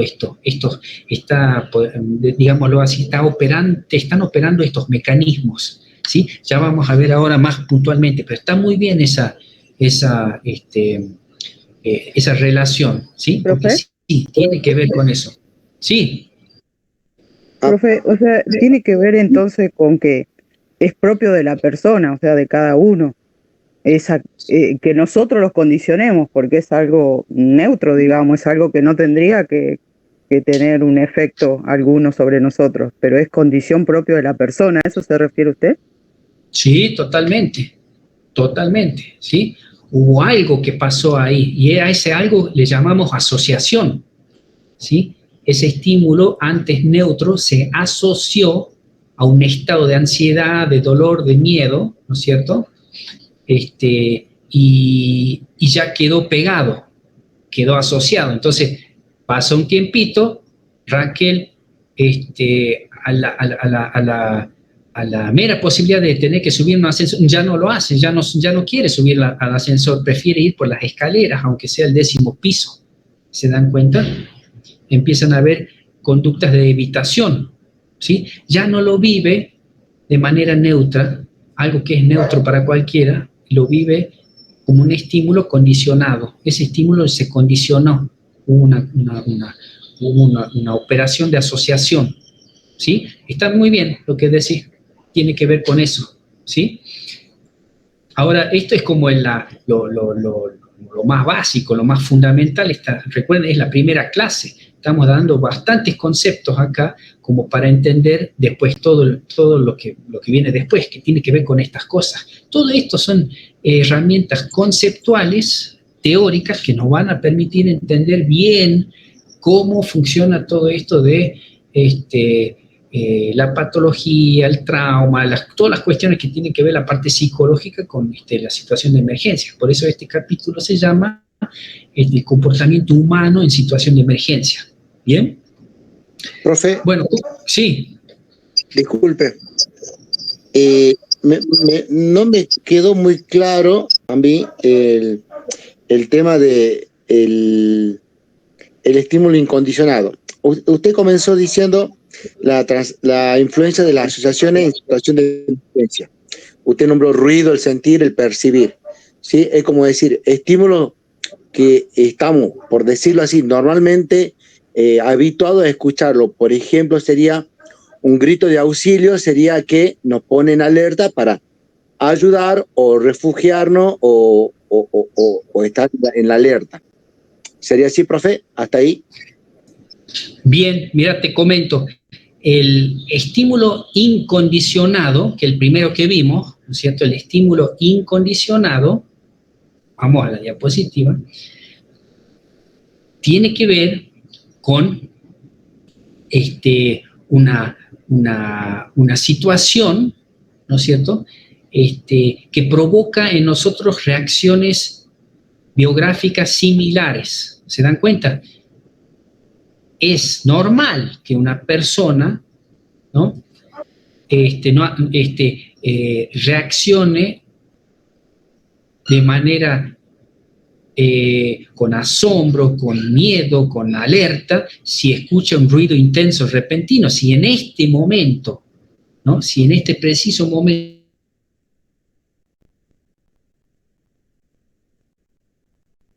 repentino, digamos, una explosión impresionante acá a 2 cuadras de mi casa, yo tiro todo. Voy a tener una reacción, ¿no?, similar a cualquier otro. Me imagino que todos los vecinos van a tener la misma reacción. A ese estímulo le llamamos estímulo incondicionado, ¿sí? Donde existe una respuesta incondicionada, ¿sí? A estos estímulos, veamos acá de nuevo, no media ninguna condición, no hay condición alguna para responder como lo hacemos, simplemente se llaman estímulos incondicionados, ¿sí?, porque hay respuestas específicas para este tipo de estímulos, ¿sí?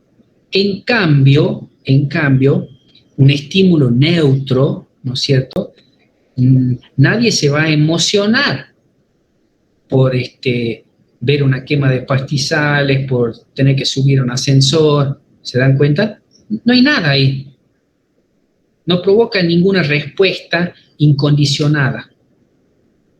¿Se dan cuenta? La diferencia entre estímulo neutro y estímulo incondicionado, ¿sí? El estímulo incondicionado sí tiene unas respuestas específicas, que son esperables, que no son patológicas, que son normales para cualquier persona, van a actuar así de esa forma.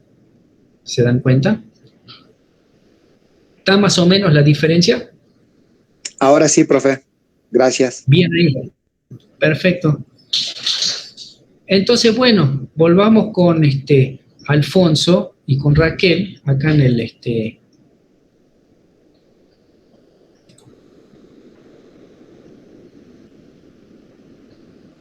Ahora, la mera presencia de la situación, ¿sí?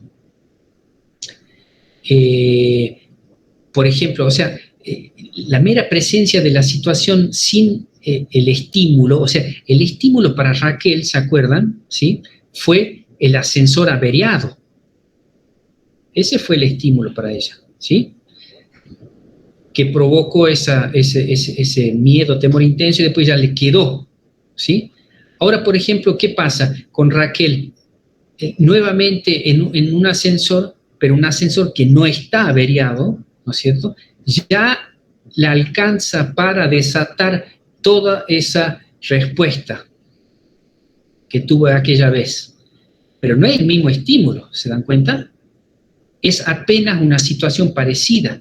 Por eso dicen la mera presencia de la situación sin el tipo de estímulo puntual, el ascensor averiado, o en el caso de Alfonso, la hoguera no está descontrolada, él no ve que la hoguera, el fuego ese está descontrolado, sin embargo ya tiene todas las reacciones. ¿Se dan cuenta?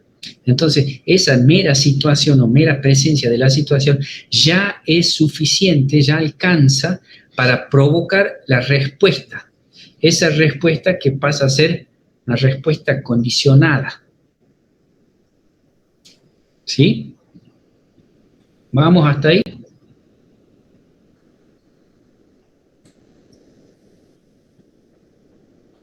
Creo que sí. Bien, bueno, por el mecanismo de asociación que le sucedió a Raquel, que le sucedió a Alfonso, ¿sí? Igual no se preocupen, van a tener chance de leer, cuando lean se van a acordar de todo esto que estamos hablando y igual vamos a repasar. Bueno, entonces, esto es lo que yo les decía antes. Nosotros damos ejemplos dramáticos que tienen que ver con situación de de emergencia, bueno, para poder entender este mecanismo, ¿no? Pero nuestras transacciones cotidianas, o sea, todos los días, en todos los campos, no solamente en el campo de emergencia, en nuestra vida cotidiana, todos los días, están repletas por asociación. Este mecanismo, condicionamiento por asociación, está operando todo el tiempo, ¿sí? Ni nos damos cuenta.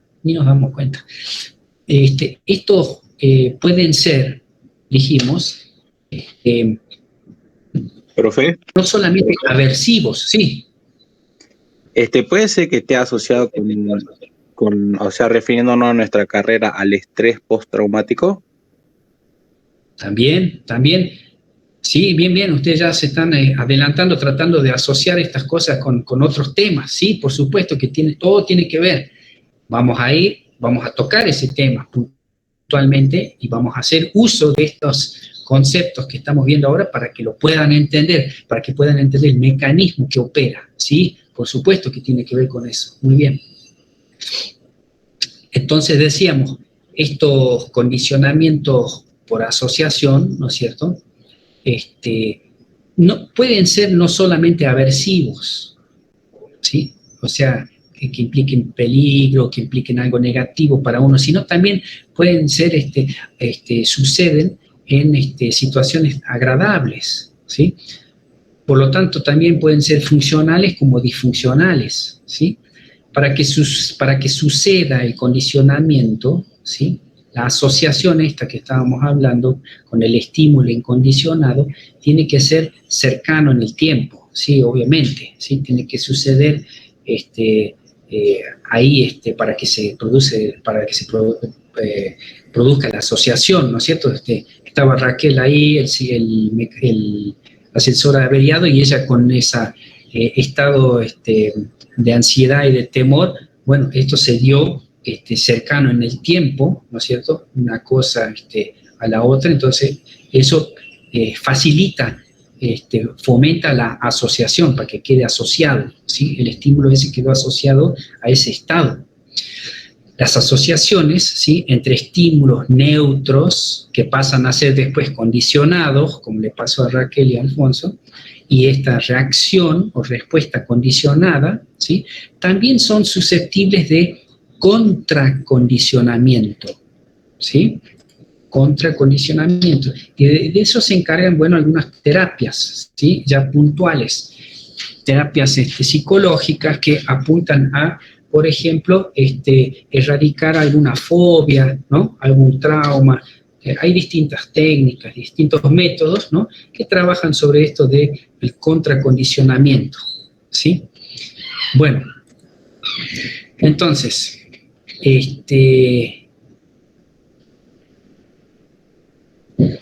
la transacción en acción.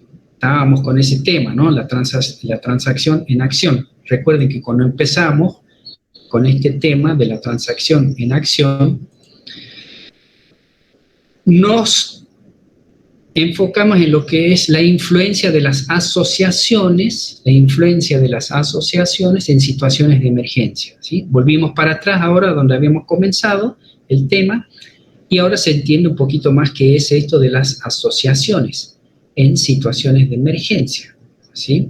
Entonces se producen estas asociaciones muchas veces en situaciones de emergencia, como le pasó a Alfonso, como le pasó a Raquel. Entonces ustedes más o menos ya están empezando a darse cuenta qué es lo que puede suceder o lo que puede estar sucediendo, ¿no es cierto?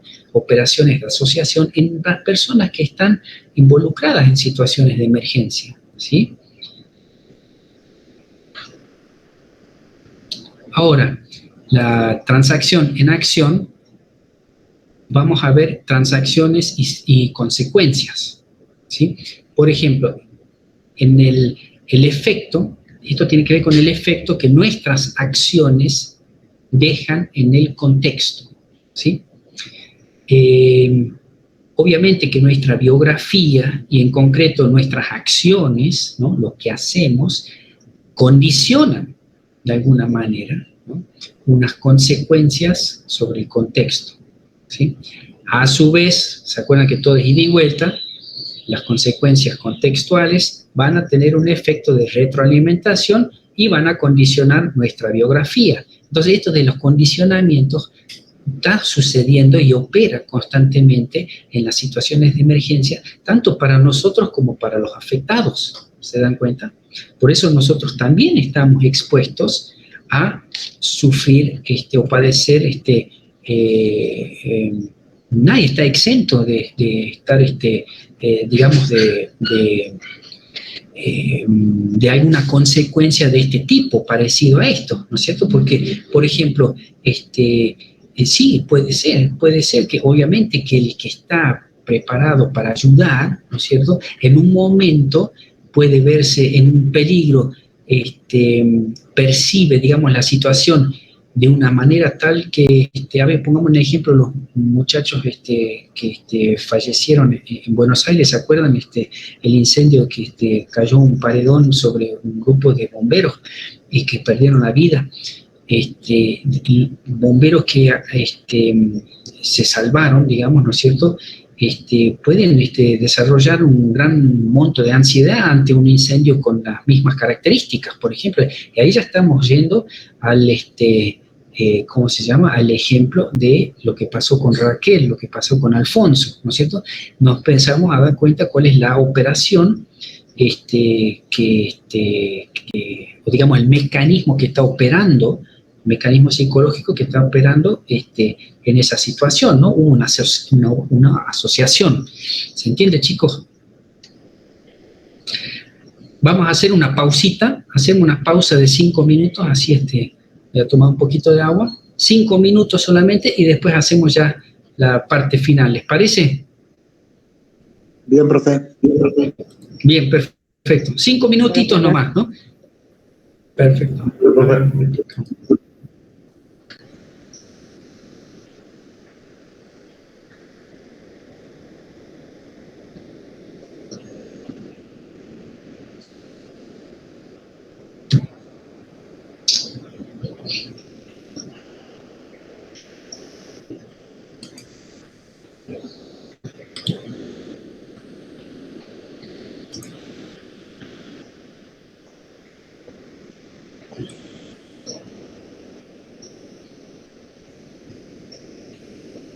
Acá no me sale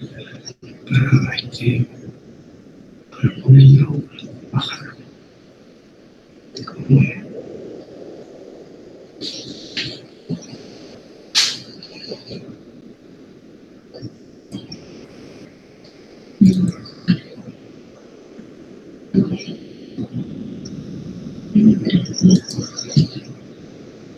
¿Qué dice? No, este es de la pantalla.